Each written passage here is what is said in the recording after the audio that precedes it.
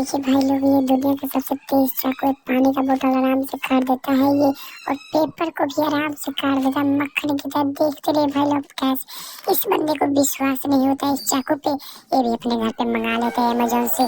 देखिए अनबॉक्सिंग कर रहा है। तब तक आप लाइक सब्सक्राइब करना ना भूले प्लीज, गाइस कर दे।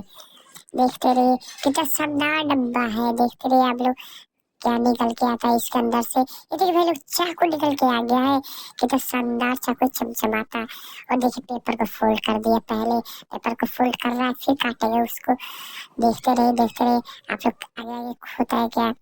देखिए पानी का बोतल भी रख दिया, और देखिए दूसरे चाकू से काट के देख रहा है केक कट रहा है। नहीं, नहीं कटा। पानी का बोतल भी नहीं कटा भाई। ये देखिए देखते रहे आगे होता है। ये देखिए चाकू से काट दिया भाई, मक्खनी की तरह काट दिया। ये पानी का बोतल को भी काट दिया भाई। लाइक तो बनता है भाई, लाइक बनता है।